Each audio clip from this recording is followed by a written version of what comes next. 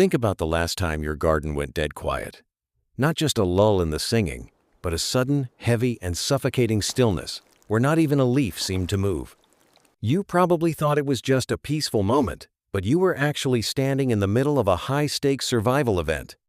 While you were standing there, a surge of corticosterone, the stress hormone, was flooding the tiny bodies of every bird around you, all because of a single, high-frequency whistle you couldn't even hear.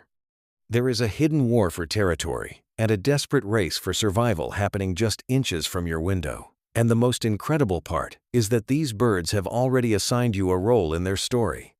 If you have ever felt that deep, unexplainable connection to the life outside your window, as if a small pair of eyes truly knew you, you belong here with us. Please subscribe to Mind of Backyard Birds and join our community so you never miss a sign. Because once you understand the hidden dialogue of your yard, the world will never look the same again. Today, we are going to pull back the curtain on this secret language, moving through the sophisticated alarms and the intimate whispers of the flock. But stay with us until the very end, because the final discovery we will share, the one note that is reserved specifically for you, changes everything about your place in the natural world. The foundation of this secret world is not just instinct. It is a profound intelligence. Deep within a bird's brain, in a region called the nidopallium, there is a specialized center for high-level processing and memory. This is where a bird builds its individual database of every creature in its territory, including you. It isn't just reacting to motion.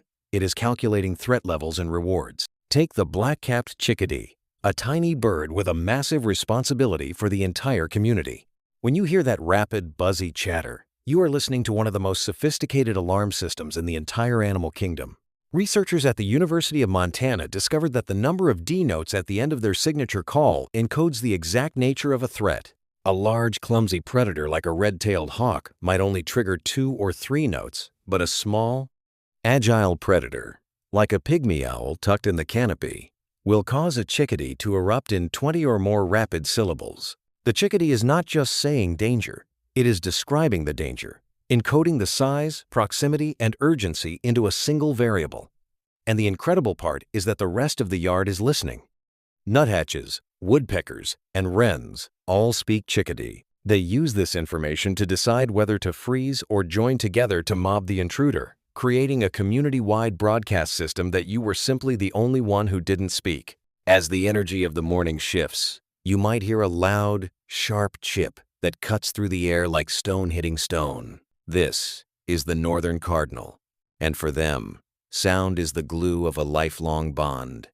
According to the Cornell Lab of Ornithology, male and female cardinals use these location pings to maintain a running conversation all day long. They are constantly checking in, asking, "I am here, are you there?" and answering, "I am here." It is a marriage conducted entirely in sound. By late afternoon, as the shadows stretch, these chips get faster and closer together as the pair finds each other to roost before nightfall. But there is a heartbreaking side to this communication. Researchers have recorded cardinals who lose a mate continuing to chip into empty air for days on end. They keep calling with the same rhythm and the same expectation, waiting for a reply that never comes. It is a posture of grief that reminds us how deeply these small lives are woven together by threads of loyalty that are far stronger than we often realize. While the cardinals speak of connection, the robin speaks of property and boundaries. When you see a robin singing from the highest peak of your roof, it isn't celebrating the beauty of the morning. It is drawing a line in the dirt. This is a territory declaration directly aimed at other robins, stating that this space is theirs and they are strong enough to hold it. Research from the National Audubon Society shows that robins actually adjust the complexity of their song based on the level of the challenge. A casual intruder might get a simple, repeated phrase, but a serious rival will trigger a long, elaborate sequence designed to prove the singer's strength. It is a property dispute being settled in real time, where the battle is won with language alone rather than physical violence. But then, there is the most chilling sound of all, the seat call. This thin, high-pitched whistle is a masterpiece of evolution designed to save lives. Because it is such a high frequency, a hawk flying over can hear it, but cannot pinpoint where it came from.